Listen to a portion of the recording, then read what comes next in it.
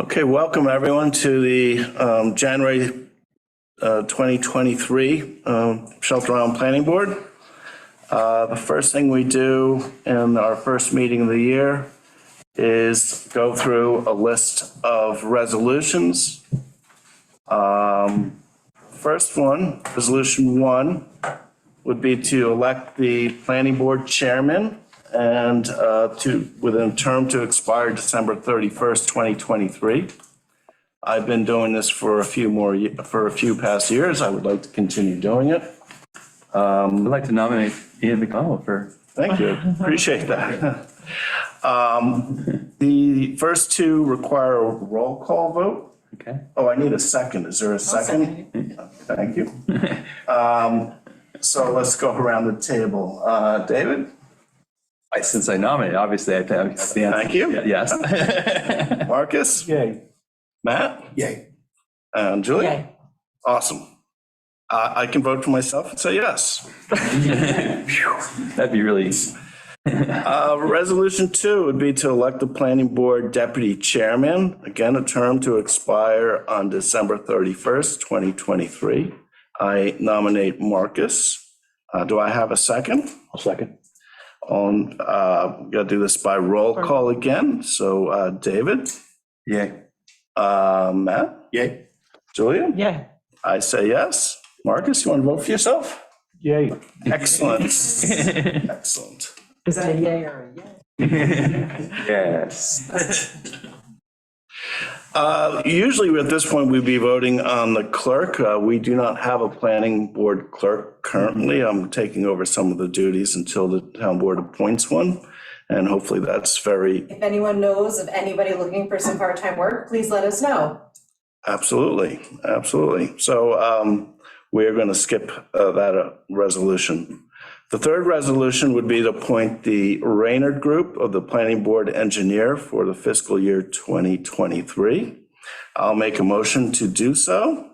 Do I have a second? I'll second that. All in favor? Aye. The fourth resolution is to appoint Essex, Heifer, and Angel as the Planning Board Counsel for the fiscal year 2023. I'll make a motion to nominate Essex, Heifer, and Angel. Do I have a second? I'll second. All in favor? Aye. Right. And the last resolution pertaining to our organizational meeting is to appoint the Shelter Island Reporter as the Planning Board official newspaper of record for fiscal year 2023. I make a motion to nominate the Shelter Island Reporter. Do I have a second? I'll second it. All in favor? Aye. Awesome. Well, that's great. Kicking off to a fast meeting. We have the next thing is the minutes from December 13th, where we discussed the White subdivision and received numerous special permits and wetlands applications. We paid one invoice to EHA, and we approved the 2023 planning board meeting dates. Everything in this minutes looks fine to me. Does anyone have any thoughts or concerns? Yes, good. So I make a motion to accept the minutes of December 13th, 2021. I'll second that. All in favor? Aye.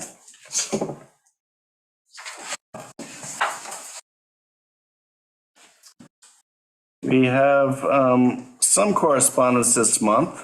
It's written on our agenda. If anyone wants a copy. We again received additional special permits applications and a wetland application, extension requests from Bloom and Kasich. Some clarifications from Matt Sherman and Karen Hoag regarding their applications. And so it's pretty standard fare. We have a couple bills to pay. The first one is from EHA for professional services in December. It totals $792.64. It was for primarily work on the CASIC deeds. As always, I think it's money well spent. So I make a motion to accept the EHA invoice for the month of December, $792.64. Do I have A second. second? All in favor? Aye. Next invoice is from the Rayner Group for professional services in December in the amount of $497.50. This was for work on the White subdivision, where we modified the drainage and plan again, I believe. Yeah, driveway. Driveway plan. As always, I think Joe's work is valuable, so I make a motion to accept the Rayner Group December invoice for $497.50. Do I have a second? You had a second here. All in favor? Aye. Our last invoice is something we get annually from the New York State Planning Federation. They a membership, yearly membership dues in the amount of $295. We get all our continuing education credits through them, and I think this service is organization is well worth being aligned with. So I make a motion to pay the New York Planning Federation 2023 dues in the amount of $295. Do I have a second? Second. All in favor? Aye.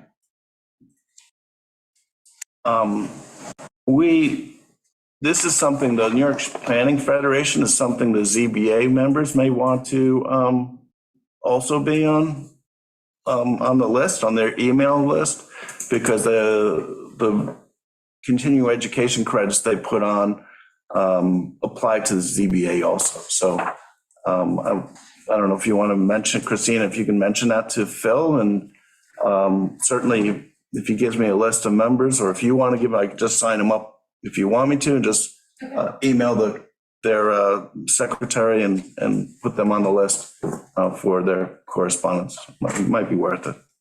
Town's paying for it once, so might as well spread the wealth, so to speak. We have two extension resolutions. The first is for Bloom. This is resolution number 7 of 2023. They are continuing to be stuck at the health department with various changes. And so this is for the extension of the filing of their final subdivision application, and we'll take them to July 10th, 2023. I don't think there's anything special with this. So I will make a motion to accept, to move this extension, number 7 of 2023. Do I have a second? Second it. All in favor? Aye. Marcus is going to recuse himself from this. This is the extension of the time for submission of the conditionally approved final plat for the Kasich minor subdivision. I have signed the plats. We're just waiting for them to be filed with the county clerk. And there wasn't enough time, so this extension takes them for an additional 90-day period to April 9th, 2023, which should give them ample time. I think it's absolutely fine to do so. So I'm going to nominate resolution number 8 of 2023. Do I have a second? I'll second. And all in favor?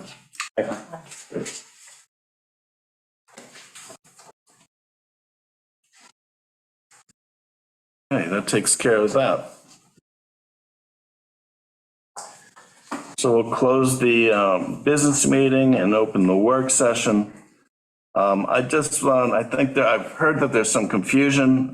We are not going to be discussing the wetland code tonight. It is my understanding that the town board will review it at their February 7th work session, at which point we will then discuss it in the future, but we will not be discussing any wetland code update this evening. We have 4 applications in front of us currently. One is for the Bloom minor subdivision, which we just gave them an extension on.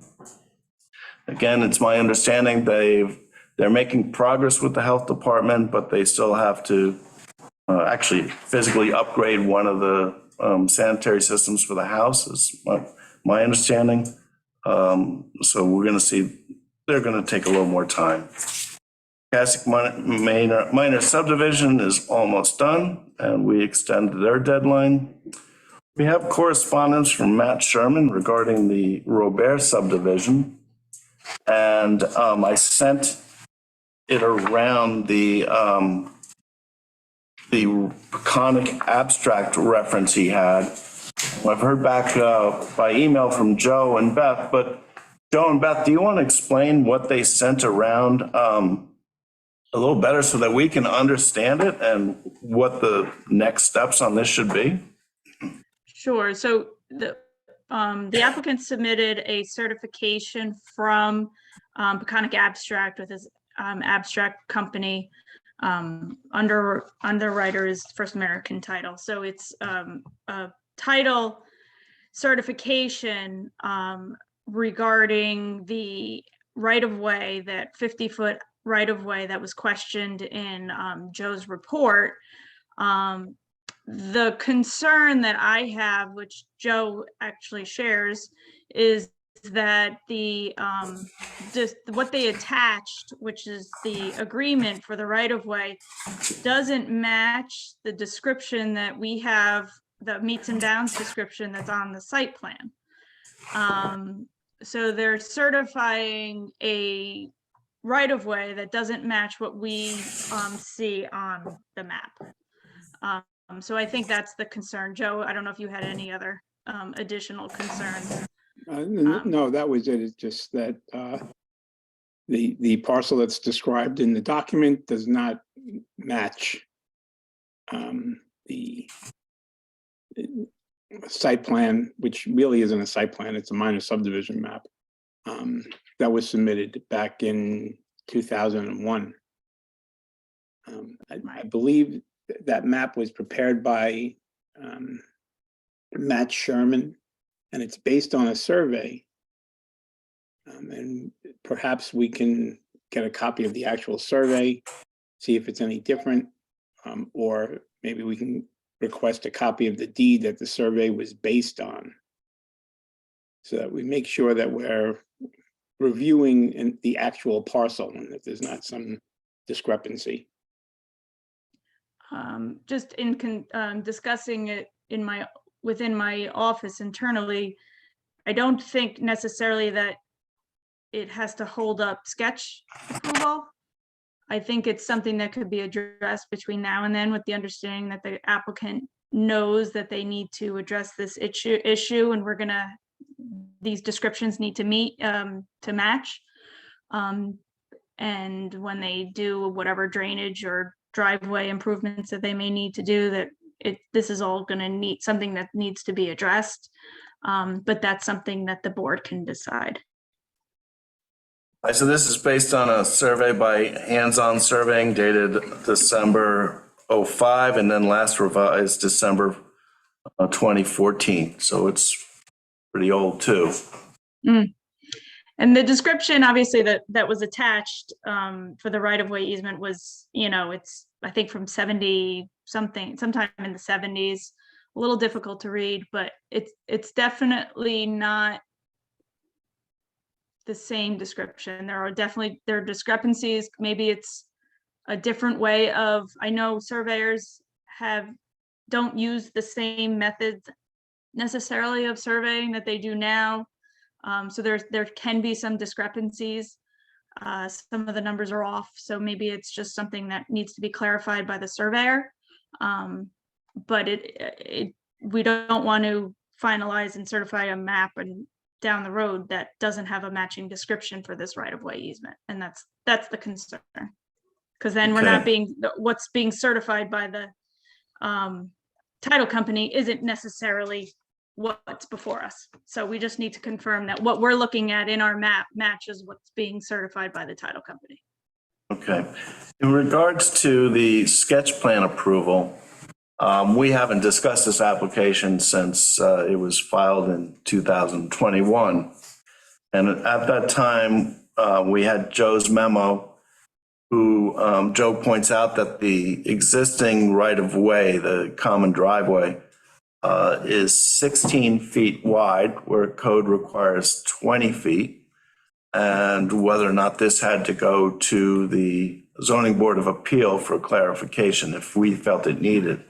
It's my recollection from the meeting, and Marcus, I guess you were here. And Joe, you were too, that we did not feel that they had to go to the ZBA. It's been in existence for a long time and used for a long time. This is specifically George Fox Lane. And I don't know if anyone has any further thoughts on that, Joe or Beth? The fire commissioners do. Well, yeah, it's probably, I think it would be considered pre-existing, non-conforming. I think to be a safe bet, the board would request a determination from the building inspector. That's who would make that decision, because if the building inspector makes that decision, and that's who would be appealed. Should that decision be thought to be incorrect, you would appeal his or her decision to the zoning board. So I think the proper request would be to ask the zoning board, or ask the building department for an interpretation as to whether or not they feel it should have to go to. So leave it to them to determine whether it's grandfathered in or applicable. Right. If this applicant needs to get a variance for that, for not meeting the width, or if they're actually grandfathered in, that'll be an interpretation determination made by the building inspector, or should be, at least, Okay. I think. The other part of it, there are two other residences that access their own properties off this common driveway. And there was some question as to whether there's covenants and restrictions or deeded rights to such. I mean, Joe, you mentioned that in your memo. Yeah. We don't know if there is some kind of common driveway easement that permits use by those other property owners. And maybe just if there is not an easement, maybe one should be required at this time, just to clean things up, to make sure that to ensure that people who have been using this driveway for access continue to use it. And just in case circumstances change at some point in the future, there'd be some kind of legal document that would cover that. And so that's my asking, us asking the applicant to verify this? Or would someone have to pull the neighboring properties' deeds to see whether they exist or not? I think you can ask the applicant to provide that information. I guess the question is, if the neighbors, they're not part of this subdivision, if they don't want to sign a common driveway easement, what do we do in that situation?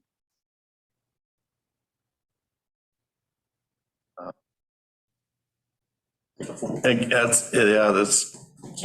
this, the way I look at it, this has been used, it's grandfathered in a way, and also. I think the first place to start is to just let's figure out the title situation for the road, and the applicant can provide that information to the board and go from there. All right, that's over the first, well, we're talking about two access points. There's, Right. one is off this 50-foot right of way, which is what we're asking for the title information on. The second is this common driveway, which comes in on the other side of the property. And when we split this 13 plus acre lot into two, each is going to have their independent access from different points. And so we need to I think the homeowner will continue only verifying, accessing it from George Fox Lane. I think that's their intent. But we were discussing the need to have individual access for both lots, the way I understood it. Mhm. Especially since the George Fox Lane is non-conforming in width. So I think we need to push on them on a parallel path and get answers on both fronts. It may affect, fire commissioner may have a concern for access and such, so, right, depending upon how it divides up. I haven't seen the plan, so I don't know that. So Beth is suggesting we go, ask the building department to make the determination, and Yeah. I think that would be in Reed's lap, and Reed is a member of the fire board, and if he wants to bring it to him, he certainly has the ability to do that. Yeah. Okay. So we have a way to move ahead on this one. I guess since we have a relatively new board, I should ask Matt for additional copies of the site plan. Sure.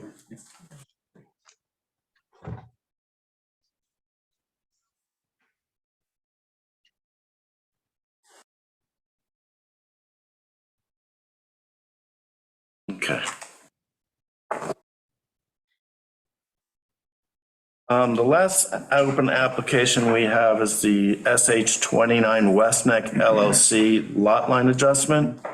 We're still waiting on the deeds. Beth, you haven't seen anything regarding those deeds, have you? I don't think so. For the lot line adjustment? No. So I will have to write them about that they have an upcoming deadline too, February 9th. So they need to ask for an extension and then also submit deeds.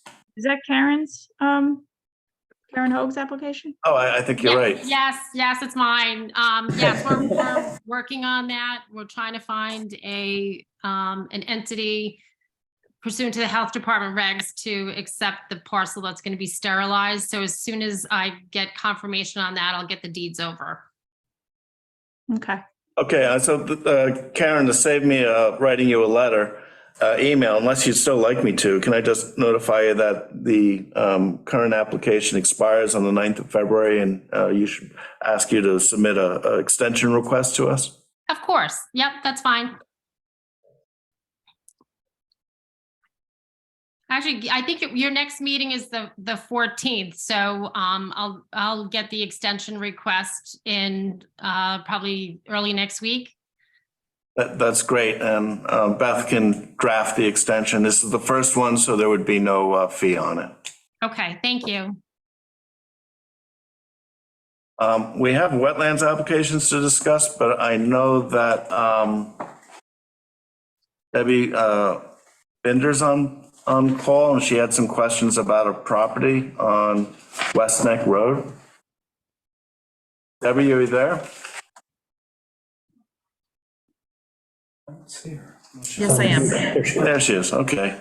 How are you? I'm well, yourself? Good, thanks. So, There's a parcel for sale of land at 9 West Neck Road. And it's 2.66 acres.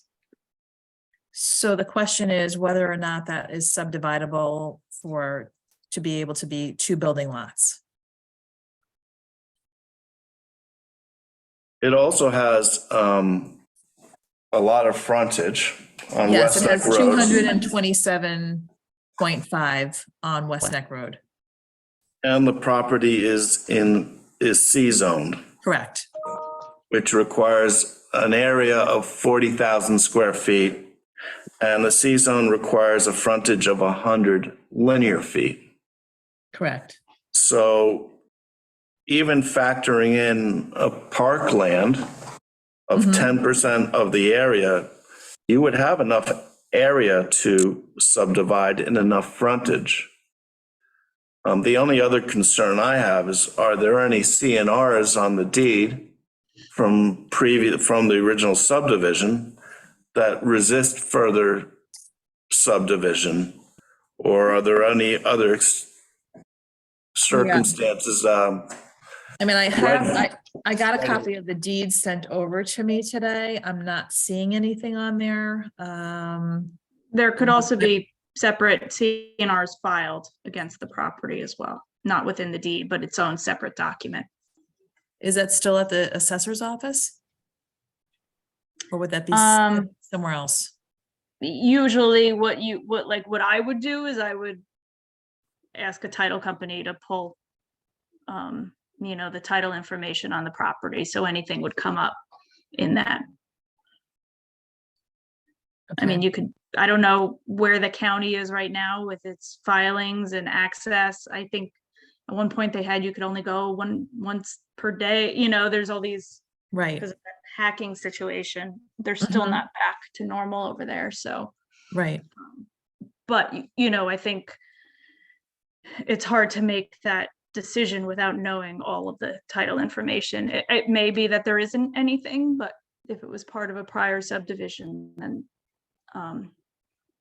sometimes subdivisions put in CNRs that there can be no further subdivision or something like Right. that. So, Right. Okay, so the best bet would be to go to the title company. mhm. Okay.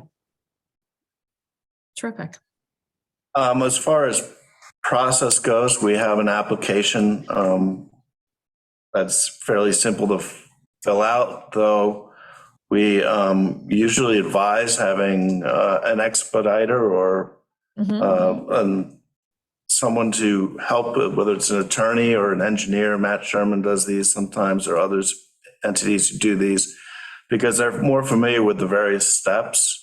Right, Our experience is 2 years is about average for a subdivision. And most of the delay seems to be with the health department. of course. We can run things pretty quickly, but with subdivisions, the health department requires that they handle the water test themselves. Okay, And so they seem to take a long time to do so. But they just need the proof that the groundwater is sufficient. You'll need things like a test well put in, updated surveys and that kind of thing. So there are some soft costs associated with it, but the time frame is around 2 years. okay.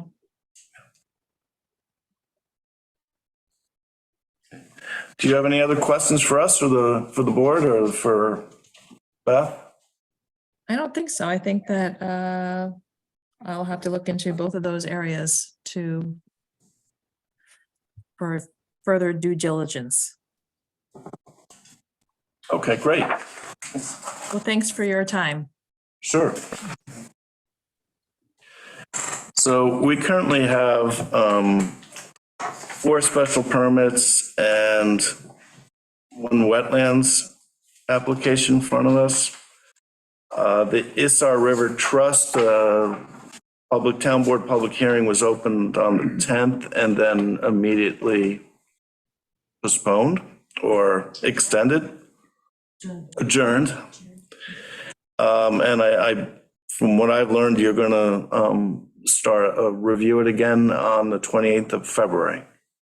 That's what I've ascertained. We did write a draft memo, and I know Karen's online to hear this too. I think it's fairly straightforward we know this work has already been done. The house, there's some confusion between the numbers on the square footage called out on the denial letter at 9,000 and change, and the application at 8,000 and change. And I believe that comes from some rooms that were finished in the basement that the building department has requested be stripped of finishes. So it's now excluded from the calculus. There were some questions about the adequacy of the newly approved sanitary system. Karen did send over an old approval, health department approval, which showed that the garage has a separate sanitary system. The new sanitary system, the IA system for the house, is rated by the health department for 8 bedrooms, though you've indicated it's a system that can handle 9. And so I think, and then there's some question about the actual count of bedrooms in the house. So if there's really 9 bedrooms, then I don't know if the town board's going to require them to go back to the health department and get them certified for 9 bedrooms, or if we're interpreting, the planning board's interpreting the bedroom count using the health department standards incorrectly. We also would just like to have someone determine whether or not the current egress standards, code egress standards are met in the for the finish out of the various rooms. Overall, I think the general consensus was it fits the neighborhood. There are other large houses out there. It didn't expand any footprint of the building. It's all internal. So there's really not a major issue about accepting this. We do realize that for other large houses in the past, the town board has requested a slower drawing well, feeling that the house could have a larger usage with more people, even if it's a shorter term of time. I don't know if that's merited for this project or a concern, but there is a possibility of asking the applicant for some water analysis to see if this is something that should be on, how fragile is the actual water cell underneath the lens underneath the house. Otherwise, are there any other thoughts on that you guys had? No, you got it. Yeah, you can. So I don't know that if the denial letters to be rewritten because of the differences in square footage. I don't think it affects our review, or would if the denial letter now then conforms with the application square footage. So I think we'll just tidy this draft up and send it out later this week. Karen, did you have any questions for us? I have no further questions, but I did want to let the board know that the building inspectors were at the property and viewed the interior on January 10th. So they have been to the property, they've seen the interior, the basement. So I'm sure if there's an issue with the egress, they'll bring it to our attention. Okay, great. Okay, thank you. Thank you. The next application was 5 Winthrop LLC, and this had been scheduled for January 10th as a public hearing, but I don't think you guys held it. I think it was pushed. Yeah, there was debate on whether or not it had to go to ZBA first. Yeah. So the denial letter has to be addressed, because the denial letter has them going to ZBA because it's a third accessory structure or something like that. It creates a third building because they have an open breezeway, so it's not a conditioned space connecting the 2 buildings, making them one. It's a separate building. So the denial letter calls for them to go to ZBA. And it's my understanding that you can have a primary house and accessory sleeping quarters and a separate office or heated office. I think that's been done before. That's not what they're proposing, though. But they're proposing Proposing- 2 additional sleeping structures. Yes. Yeah. Okay, so that's, So it's okay, too many sleeping structures. yeah. Okay, so that one is on hold until future notice. Kristen Johnson's Tree Works, special permit to put in pole a shirt pole building, a large barn on the property. Matt and I were reviewing that. We went over and looked at it. It looked in keeping with the ambulance barn, with Galuccio's storage units, with the larger structure on Binder's property, with the Sylvester Farm barn across the street. There's not going to be any, as far as we understand, water or bathroom in it. I don't think it's even going to be heated, conditioned in any way. There's plenty. Matt designed twice to a 4-inch and 24-hour rainfall as opposed to the standard 2-inch and 24-hour rainfall. It all seems to be fitting as like the right spot and for this kind of structure. And we did not see any issues. The one concern we had is maybe if there were some additional groundwater flowing off the one side of the property towards the ambulance property, if it would flow, but we realized there's a berm of the length of that property. So there's no way the water would be fully contained. It's away from the house is in the back. So as far as I'm concerned, there were no issues or anything special that is required on this one. So we're going to draft that. Yeah. And get that off to you at least by the 31st of the month when you have the public hearing. Actually, it got pushed to the 28th of February.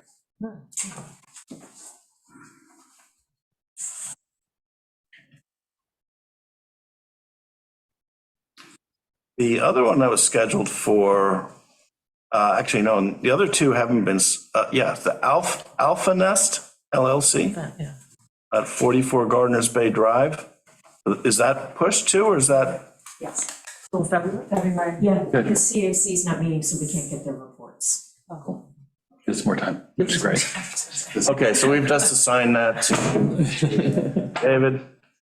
And then the last one, Bucci, I hope I'm pronouncing that right, 104 South Ferry Road, for a pool and patio, it's set on stone. David and Marcus reviewed that. They wrote a report. And it looks, again, very straightforward. It's part of a house being built right now. Drainage seems appropriate. The wetlands relief is actually from a pond that may be man-made, or it's just a swale on the property. It's not recognized by the DEC in any way. They can't move the patio and tree further away because there is the patio and pool further away because there's a large tree in the way. I would like to have seen them map that tree to locate it so we could have actually verified what they're seeing on paper, but they haven't done so. But I don't see anything holding this up. One question that I came up with after reading your report is there is a second road that's the property seems to access, and the subdivision, the Kenneth Lewis minor subdivision conditions say that all access must be off the common driveway, not off that other road. Is it the road in the back in? Yeah, What is it? Sunset Road. Osprey? Sunset. No, it's the other side, off of 114. Sunset goes in. Oh, okay. Goes to the barn, that part, that one. It's at that road, it's actually paved while the common driveway is gravel. Right. So, but again, I think that's fairly straightforward. Yeah, they can't access that road. He's aware of it when we were there. But I don't know why he's putting a driveway there. There's a gravel driveway extending to it and an automatic gate. The only thing I think of is maybe for fire access to that pond, because that pond is meant for fire access. So the application says that, but I didn't see it in the CNR. And it says the CNRs require the pond to be used for fire access, and that's why they can't plant all the way around it. But nowhere did I see in what was submitted that. I mean, it's a great idea and it has a useful function. I went on the satellite photo on the town GIS website, and I didn't see any water in the pond. It dries up. It dries out. So, you know, how usable is it actually for the the fire department? I think they're gonna drop their pumper hose into the pool first before they go searching for this pond. So whether or not the vegetation should be planted all around, I don't know. I noticed that there is no erosion control around the pond now, and they cleared the entire property. So how much pollution and silts have run into the pond already, I don't know. I would like to see them get silt fencing around that pond immediately for any rainstorm to carry the torn up ground in. And so that's another one I came up with. Yeah, I know he did express that they would like to make the pond more usable and always there with a pump, but they don't know what's allowed. Well, when it gets stagnant, you get mosquitoes. So to make it more usable, you actually have to kind of dig it out, put a liner in it to retain the water, and then you have to put a circulation pump in. Some people, like the one on Westmoreland, that has a fountain kind of going 20. Oh, that's lined? I don't know if it's lined, but that's how they avoided getting it stagnant by aerating it, you know. He did talk about wanting to pump it if that, I think the question is, also, I think he's also going a lot based on hearsay versus what's really real, such as you're talking about the fire department access. We can try to dig more into it. It's probably worth, look, it's not, We can ask them to ask them. come up with proof for it, or just present our ideas to the town and allow you guys to Push on it. something to ask. If it's really not a DEC regulated pond and we know it's seasonal, and is it really a pond in the Shelter Island town's point of view? And that almost comes to question too. So those are the major points. But that segues nicely into the very last thing.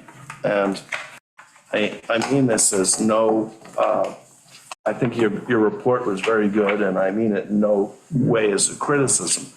But I would like, from a personal point of view, and if you guys see it differently, tell me, that our reports look the same, that they are structured, they have the title block, the summary of why they're here. Usually that's just paraphrasing the denial letter, our observations, our recommendations, and we list any kind of DEC or health department or ZBA approvals, describe the property's improvements, point out the zoning conformance or nonconformity.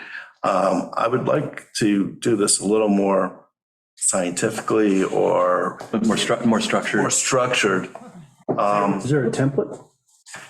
Well, I gave you this I put this list together. It's in the packet I It handed seems out like a today. lot of this though has been on some of the What's templates it- that, what like was at the- least the ones I've done. Yeah. Yeah, and I generally, I did a little light on this one. this one was a little light, and it was like, my one thought is, you mentioned the tree.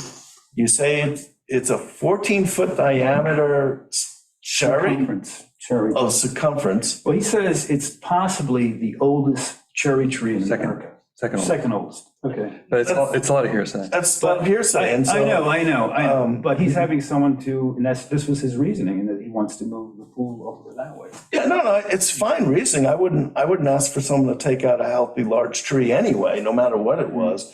I don't, and you're, unfortunately, I don't know I know what a black cherry looks like. Choke cherries, we call them.